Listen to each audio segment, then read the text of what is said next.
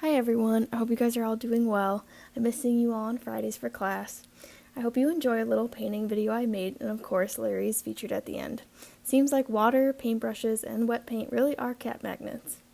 My experience in eLead has made a huge impact on my last 3 years here at Marquette, touching the ways I led as an RA in O'Donnell, as a big group coordinator and small group coach in InterVarsity Christian Fellowship, but most importantly on my time as president of Alpha Omega Epsilon sorority and on my senior design team.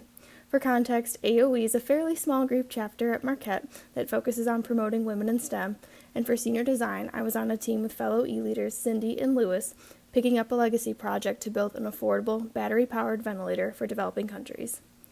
Looking back to eLead 1, where we built the foundation by learning to lead oneself, my preconceived notions that leadership is solely a natural ability and that a leader always takes on the most amount of work built from high school were confronted and changed for the better.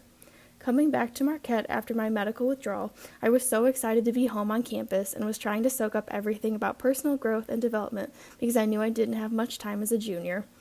At the end of the first semester in the program, when we wrote our personal leadership development plans for the next few years, I focused on diving into learning more about myself through the Enneagram and started to document in the back of my planner all the things I was pursuing for development, whether it be professional experiences, mentoring, or personality assessments. Understanding myself as a leader put me in the perfect spot to feel confident for a run for president of our sorority at the end of the following semester, right before eLead 2.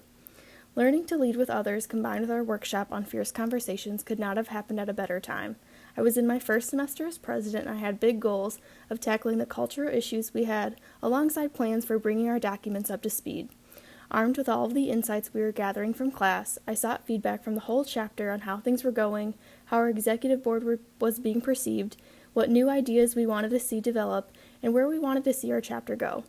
I tried asking at least once a month for written feedback on these topics and opened up the opportunity to revise and update our bylaws to the whole chapter to inspire buy-in for what we envisioned for AOE was possible, even if it didn't feel like it was right now. A big takeaway I had from eLead 2 while going over the feedback I had from my fellow executive board members about my own leadership was how important it was to back them up for the rest of the chapter.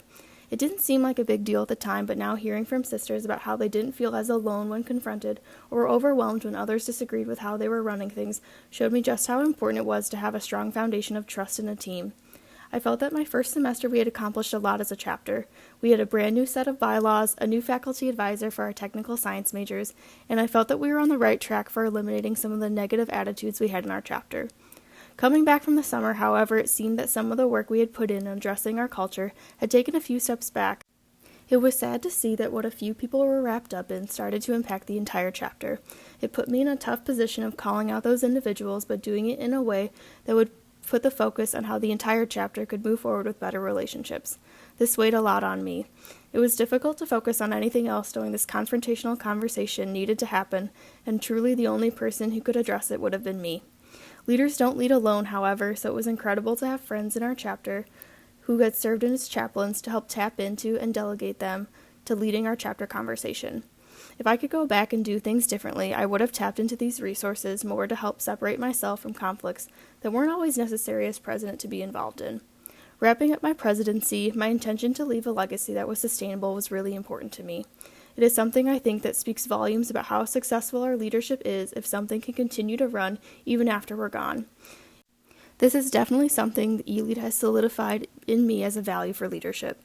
In our senior design team, I was able to practice more of this leading with others by leading our software area of our project alongside the mechanical and electrical areas. As a senior design team, we had opted not to have an official team captain, but had leads for the breakdown of the technical areas of our project.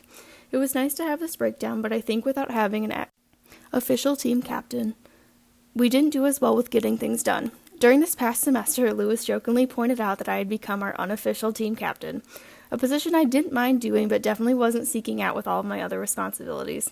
Once I accepted more of this role, I was finding myself feeling more ready to work on our project and found it easier to hold myself accountable to the tasks I was assigned.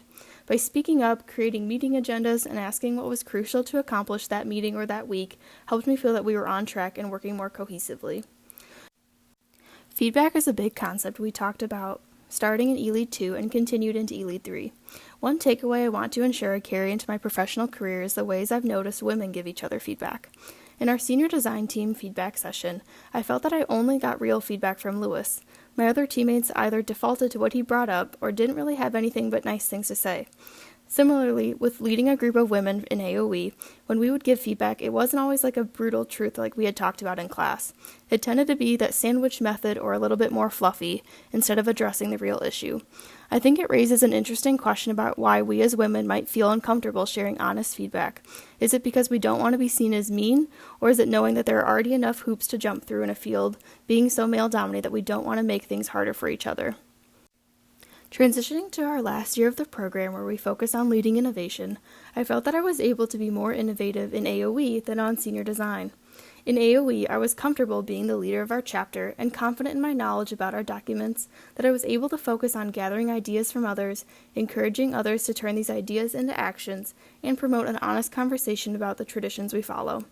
Leading in a Greek chapter might not seem like it fits the mold for innovation perfectly, but changing the ways we were doing things to improve for the better, or creating the space for new ideas to flourish felt like it to me. It helps that we are such a young Greek organization with a lot of room to grow as we continue to spread across the country. In senior design, my lack of confidence in myself made it hard to feel like I could be innovative. I didn't know where to start for designing a ventilator. During our first semester as a team, I felt really overwhelmed with the expectations of the project and the realization of how much I needed to learn to feel like I would even be able to take a crack at the software expectations for the project. I don't know why imposter syndrome hit the hardest in my last year of undergraduate, but I really think it hindered my ability to think innovatively or creatively because I was so overwhelmed with not feeling that I was capable skill-wise to lead our team for software. The biggest lesson I will take away from leading innovation comes from the innovator's DNA. It is that innovation is not just for those who seem the most creative or produce results from merely daydreaming. It takes investing in yourself, changing your behaviors, and addressing your preconceived notions of what is. My time leading in AOE truly reflects this idea, but I think senior design produced the most growth in this area. It took starting with a lot of unknowns, getting into the habit of researching and asking a lot of questions, being forced to adapt with a controller I had never used before, in a coding language style that I was just getting used to, and without a whole lot of information to go off of compared to some of our components from the previous teams, challenged me for the better. There are so many lessons I will take away in my time in the eLead program, and I'm so glad I was able to be a part of it after coming back to Marquette as a junior. I hope you all continue to stay safe and healthy, and enjoy Larry trying to walk across his painting.